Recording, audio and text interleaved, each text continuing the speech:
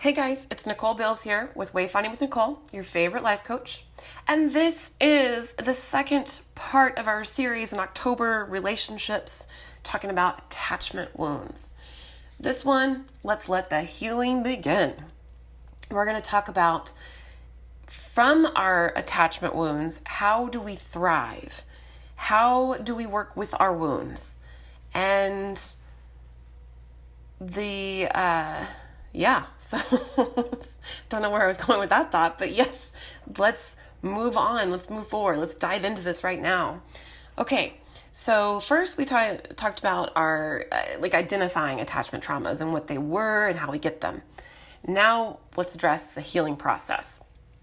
And I have to say, first and what is the most important thing about this is, regardless of your attachment wound, inner work is always required first and foremost, right? So when you see this, if you're thinking about a friend, stop and think about yourself, okay? So heal thyself first. So when you are going on about your day, something happens. It activates unpleasant feelings within. Most people go, I don't like this, get rid of it. I'm grouchy, I don't like it. I'm angry, I don't like it. I'm sad, I don't like it. I want to get rid of this feeling. What do I do? I'm here to tell you, as I always am, please try to not think of an unpleasant emotion as something you need to get rid of. Think of it as your smoke alarm. It's an indicator that you need to do some work. So how do we do that? That's right, mindfulness. We are getting into that. So first, we're going to greet that emotion. Hello, emotion. How are you? I don't really want you here right now, so let's talk about it. You're going to ask yourself where you're feeling it, right? So the best example I can give is something from me. So if I'm feeling anxious, I will feel it in my gut. Sometimes it's my upper gut, sometimes it's my lower gut. So I will ask myself where I'm feeling it. And then if I can, in other words, it's not too awkward, you can place your hand there.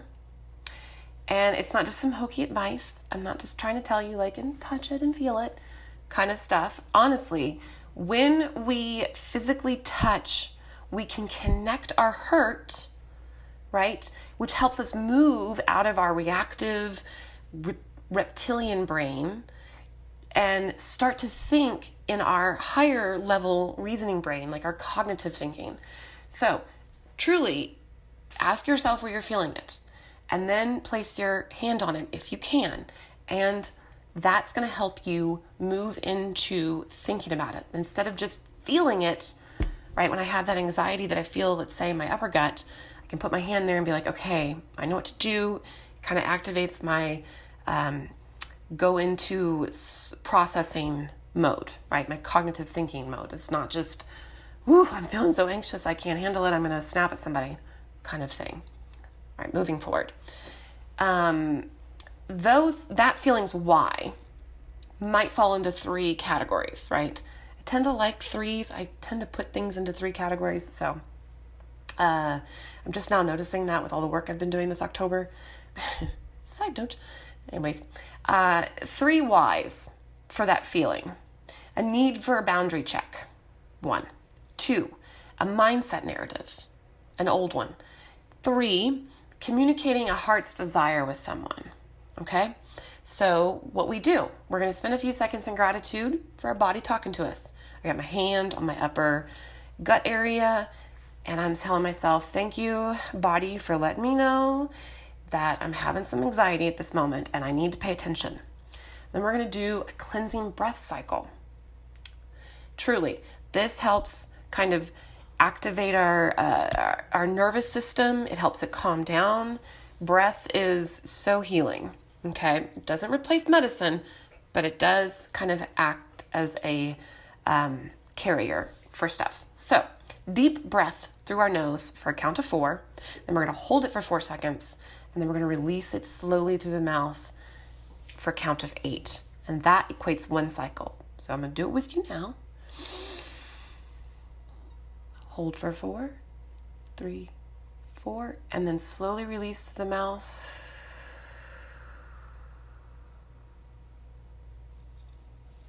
for a count of 8. We're going to do that 3 times. Not right now, but you can do it on your own. And then we're going to follow through with some actions or some questions first, and then some actions, right? So back to my example of my anxiety.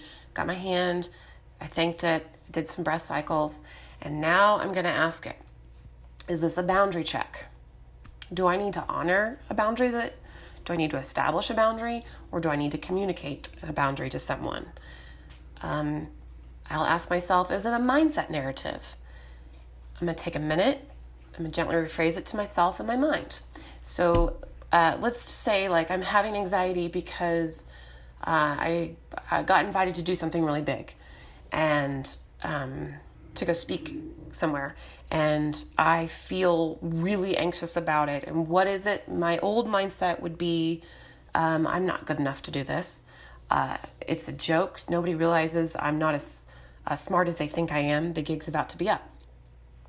Right? That's an old mindset narrative. So what I would do is I would take a minute to gently rephrase it in my mind. What that means is I'm not going to say, damn it, Nicole, you've already dealt with this and you shouldn't be feeling like that anymore. That's old news. A gentle response to rephrase it would be, okay, that's the way I used to think, but now I know and I have confidence in myself. And how fortunate am I that somebody asked me to come and speak for them? And hopefully it can speak to at least one person. It will change their life. Okay? Or a question might be, do I need to communicate a heart's desire with someone? Right? If this is a trustworthy person with an open heart, then I can approach that person and let them know their needs. Why do I say that? Do not go to someone that you are not in a trustworthy relationship with and ask them to let them know your needs, right? Attachment wounds come from patterns that are established by people who are hurting us. So you want to go to somebody who you know is actively working to not be that person, right? So for example, for me, I would say we can take either my kids, my friends, or my husband. We'll pick on my husband. So I might tell him, wow, I'm feeling real anxious about stuff because I don't feel like I'm getting enough time with you. You're always running off to work and you're always traveling, and I just don't feel like I feel like we're just like passing ships in the night, and we really are losing our relationship and it's going crazy. And I don't want to feel that way, so can we take some time to connect? Because he's a trustworthy person who is also working on himself, he hopefully will say to me, yeah, tell me what you're thinking. Okay, let's plan some communication night. Let's plan a date night, etc. All right. So, also need to know, because I told you not to go to somebody who's not trustworthy. What you can do in that situation is you can communicate that desire to yourself, because just recognizing what you need is empowering, right? So let's say I'm in a room with somebody that activates something in me and a heart's desire is obviously not being met. Instead of talking to that person and confirming a pattern in my mind that I know that they're not going to help me solve this wound, I can tell it to myself. I feel that activation of not feeling seen or heard, that heart desire. Okay, I can spend some time with people that are worthy of that and will make me feel seen and heard. Okay? And that just really helps empower me, because I feel I have seen myself and I have heard myself and I can heal myself. So I'm recording in my room with my great beast, and he's making lots of noise. So I'm going to open the door right quick, let him out. I don't know if you guys heard any yawning or scratching or pawing, but that was him. Okay. So working with your wounds. Let's go in, let's see, I'm going to divide this up with the types of attachment wounds that we've talked about last time. We'll get into the dismissive avoidant, okay? So if you've identified as mostly dismissive avoidant and you want to work on those wounds, right? Your road to security is going to come from motivating yourself, being committed to motivate yourself, and finding that closeness that you desire, right? It's going to take a lot of effort because you're going to feel unmotivated from a long time of disconnection and emptiness with relationships. So you're going to have to put a lot of work into feeling motivated. It's not going to feel good or fun to do. It's going to feel fruitless because you're like, I just don't trust people. Here's the thing. Despite it being counterintuitive, you need to build trust in others. Your emotional bank is scarce, and it's going to feel like a big risk to invest with others. But this is the key to working through your wounds, is to take stock in your life, who you've witnessed having healthy interactions, and then you're going to take a calculated risk in bonding with them. So, first, take some time to sit in a quiet, uninterrupted space. Think about your heart desires. When you can clearly identify what desires are there for you and what desires are unmet for you, it makes it easier to see the reasons that your alarms are going off, right? Your smoke alarm, those emotions that you feel that might be unpleasant, that we talked about last time. You're going to make a list of those relationships in your life of people you've witnessed having a healthy attachment. It could be friends, could be family, it could be coworkers. Heck, it could be some random guy in the subway. Probably not, but I digress. So now you're going to create a healthy relationship and surround yourself with people who have those healthy relationships, right? Why are you doing this? Because you need to know how to model secure attachments.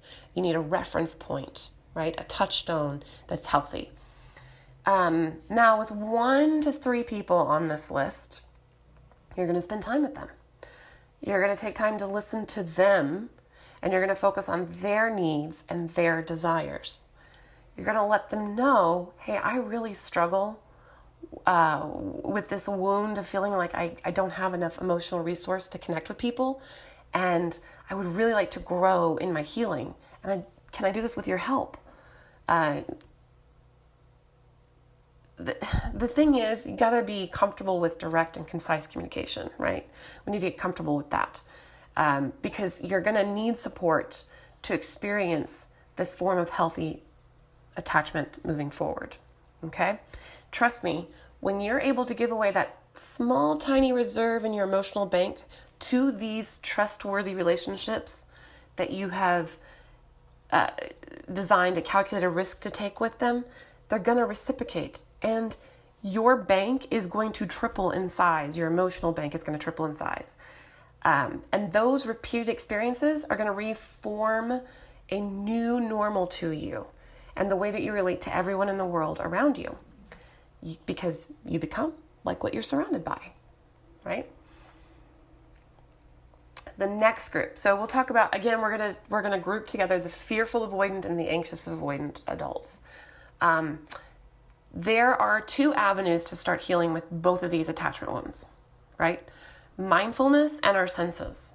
So again, with mindfulness, we need to draw attention to the present, right? We need to aid in introducing this new adaptive information to our brains.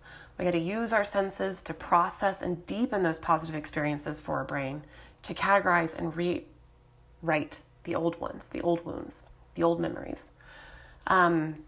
So you'll use mindfulness strategies that help you stay present in the moment instead of worrying about the future of the relationship, right?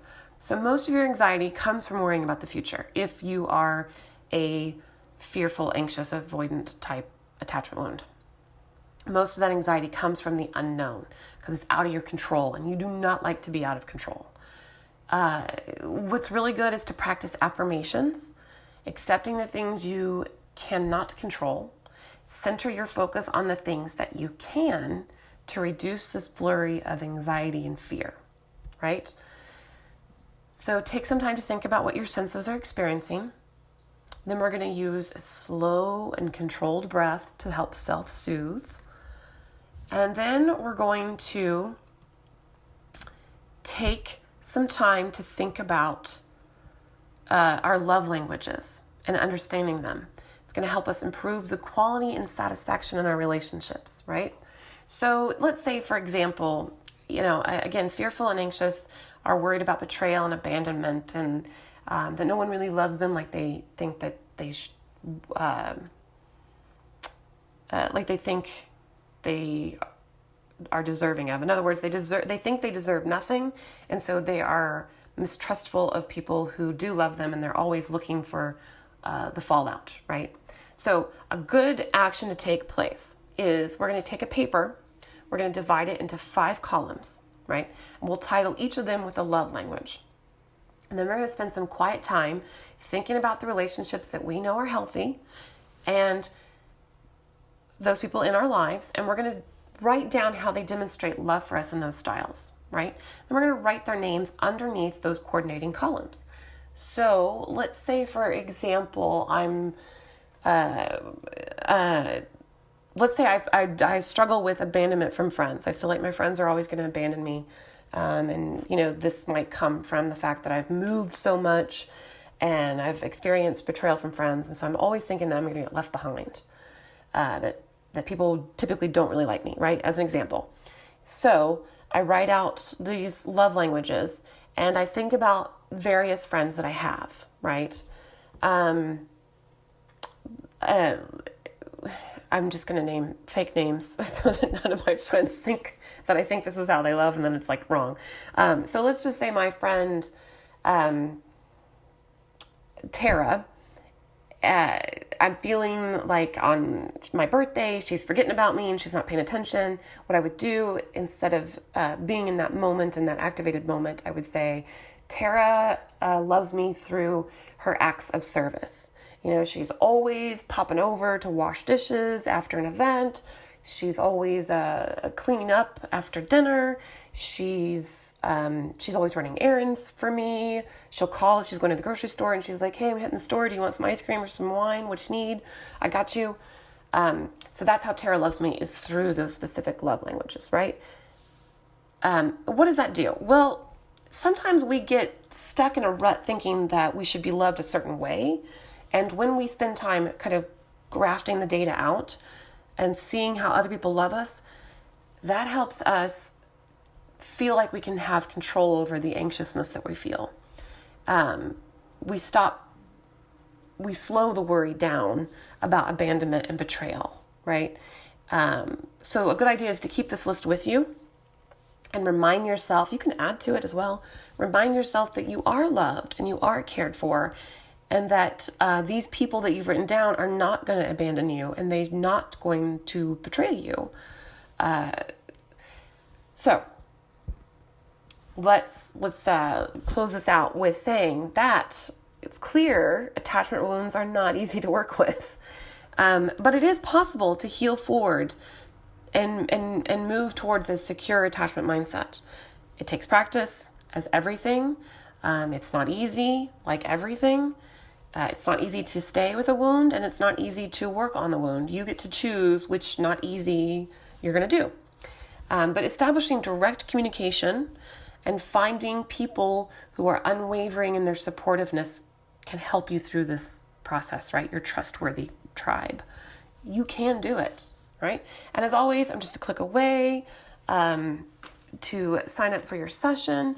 If you're also curious about some of the love languages and heart's desires, that's all on my website. So you guys make a great day. Talk to you later.